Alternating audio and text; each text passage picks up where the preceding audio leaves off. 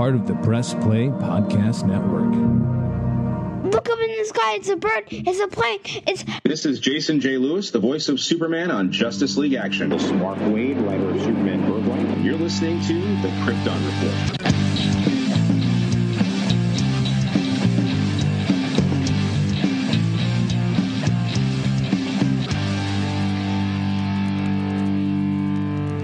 So this actor spotlight's been kind of spaced out and basically a combination of different actors portraying the great and powerful Jor-El.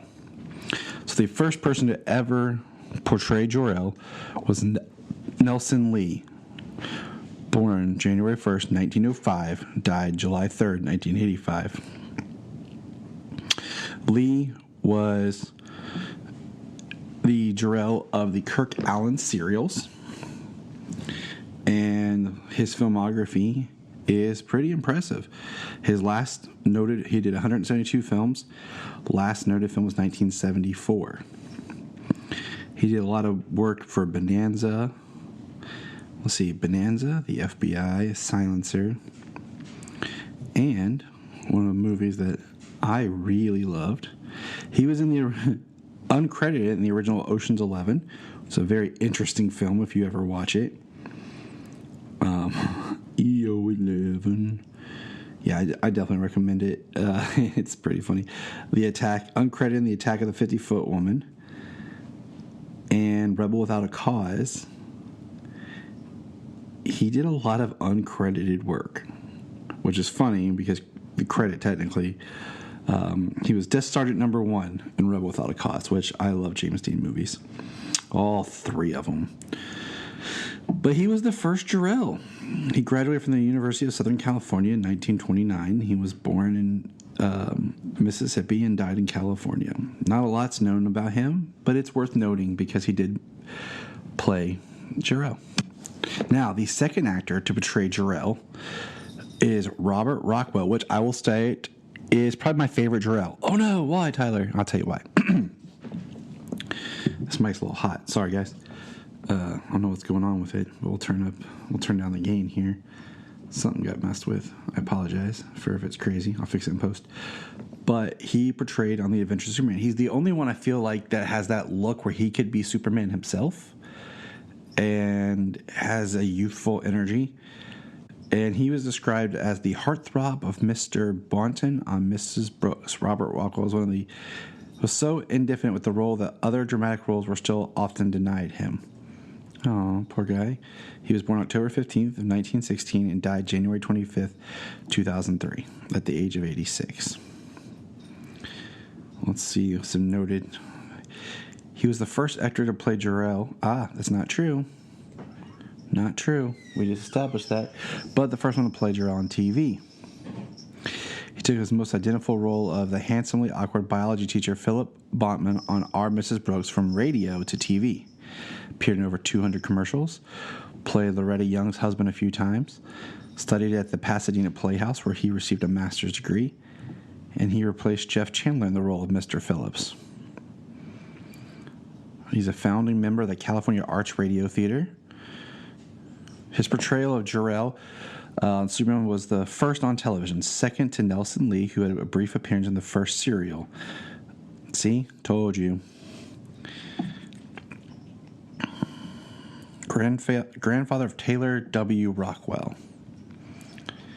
And let's see if there's any other noteworthy appearances in anything. Last appearance was in 95 in Perfect Alibi. He did 112 acting roles. He was on the Golden Girls. Newhart, Days of Our Lives, Dallas, Different Strokes.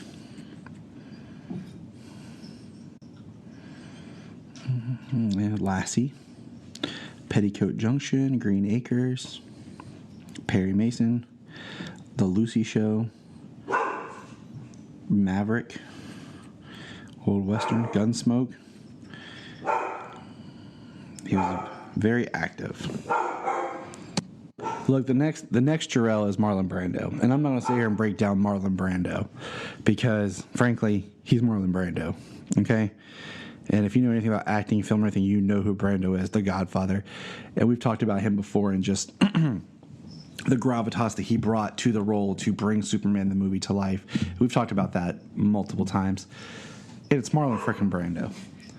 After that, Superboy kind of gets an appearance where we get a person who claims to be Jor-El, but it's really not, but it's played by George Lazenby, which is the forgotten James Bond, who did one Bond film, and it was just worth noting. But then, the next comes from Lois and Clark, The New Adventures of Superman. Character actor David Warner, who I first discovered as Professor Jordan Perry in Teenage Mutant Ninja Turtles 2, The Secret of the Ooze, would portray Jor-El on Lois and Clark. He has an amazing filmography. Teen Titans Go, Mary Poppins Returns, The Alienist. He recently passed away here.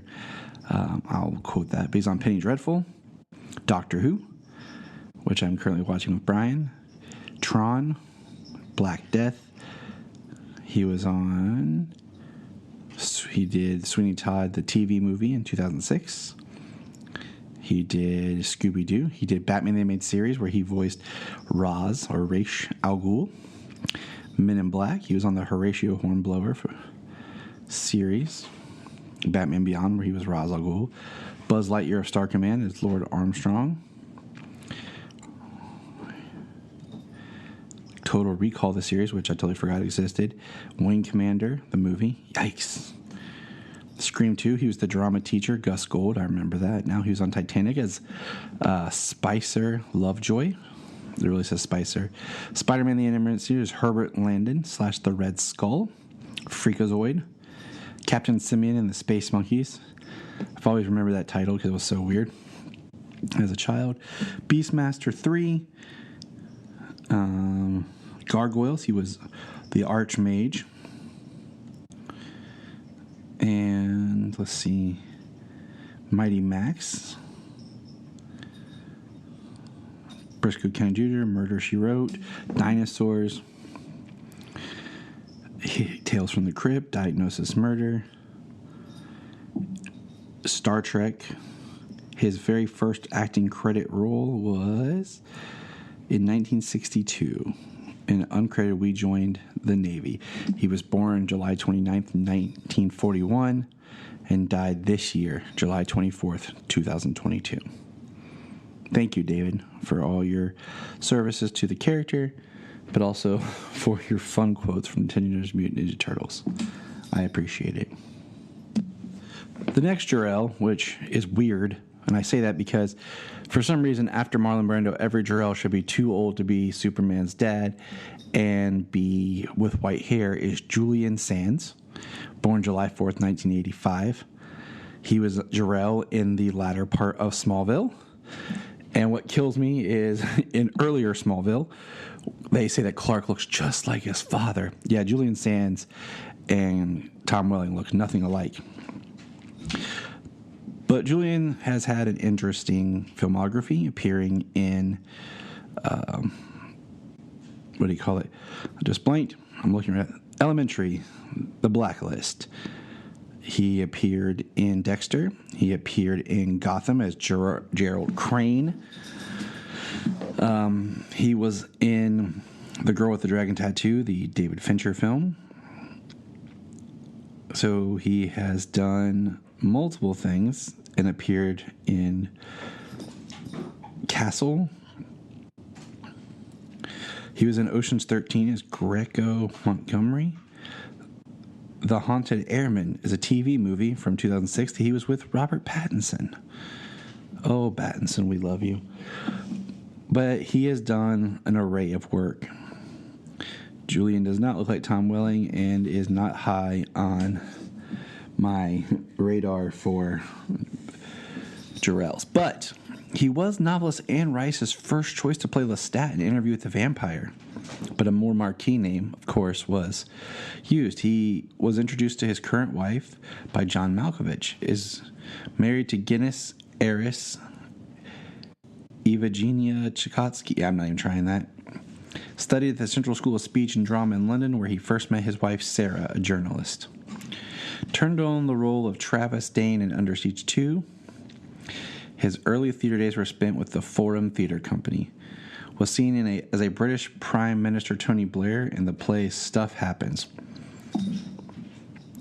So, Julian, good job, but you're not a choice for Jor-El. Sorry, buddy. The next is Russell Crowe. Now, Russell Crowe is another one of those actors that has some gravitas. He's probably my second favorite Jor-El. They made Jor-El try to make him too cool, but once again, Jor-El is supposed to look like he could be Superman himself.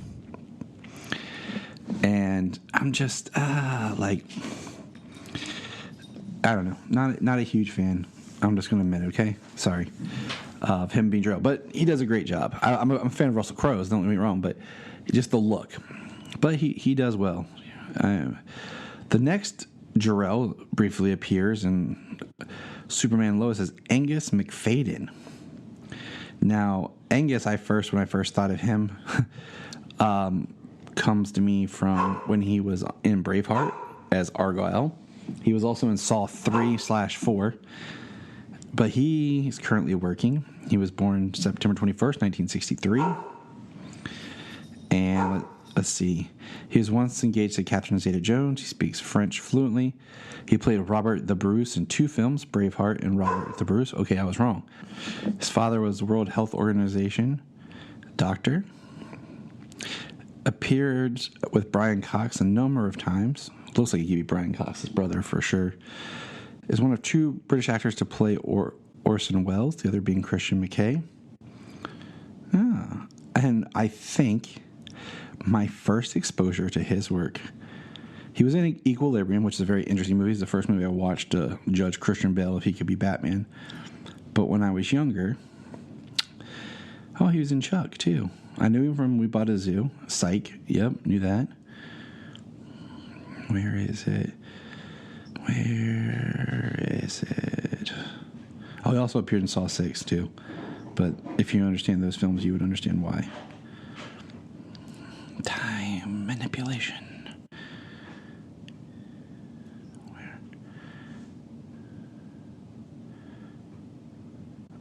Here it is. The first one I ever saw him in. The poster's weird. 1997's Warriors of Virtue. That's right. Nobody remembers this movie. But it's really weird. It's about ninja fighting kangaroos. That movie needs to be remade. But that's where I first saw him. And then he did the Rat Pack movie as he played Peter Lawford in 98. Yeah. Thank you, Angus. And the last actor for today's spotlight is Cameron Cuff. Was born on the 5th of April in 93, England. And he is currently alive. But he is best known as playing Jor-El, which would be Jor-El's father, Superman's grandfather, on Krypton. The character of Jor-El is kind of a split up of Siegel. And I thought he deserved a shout out because I'm hoping to one day see him return to the Superman fold in Superman Lois as a connection. But he has not been in many things, the most noteworthy being Krypton. But he should not be forgotten. He is also an American citizen, so he has dual citizenship. He was one of just 15 students out of several hundred applicants and the only American selected for the first class of National Academy of Dramatic Arts at Trinity College in Dublin. Has 3 passports, American, British, and Irish. Member of the Screen Actors Guild and Actors Equity, graduated from prep school in Connecticut. A self-described fan of old films. He lists The Shawshank Redemption, Charlie Chaplin's Modern Times, and Paul Newman movies is among his favorites. So thank you, Cameron, Grandpa L. And that'll wrap this up as my last actor spotlight. We're going to press pause and hear a few words from our other podcasts on Press Play Podcast Network. Hello, Brooks here with the Books with Brooks monthly book club podcast. Here's how Books with Brooks works. We read one book a month, and then we talk about it. Classics like Stephen King's The Shining, debut novels like We Are the Brennans by Tracy Lang, and tons of other compelling, life-changing stories, one book and 1 month at a time. So come read along with us and then listen in. If you are like Tyler and James and can't get enough super talk, check out these other podcasts. Digging for Kryptonite, Supergirl Radio, The Last Sons of Krypton, the Superboy Legacy Podcast, All-Star Superfans, Superman the Animated Podcast, The Aspiring Kryptonians, Always Hold On to Smallville, The Geek of Steel, and Truth, Justice, and Hope. Remember to check out Krypton Report on all social media platforms. Go to linktree.com/Krypton Report. You find out all of our information. $1 a month, you'll get extra special content that you don't get on the main show, like movie commentaries and whatever else comes out of our mouths. So check it out, patreon.com/Krypton Report. This is Dan Jurgens, and if you want to have a good time, keep listening to the Krypton Report. Look up in the sky. We just want to say, if you've enjoyed this podcast, please check out other podcasts on the Press Play Podcast Network.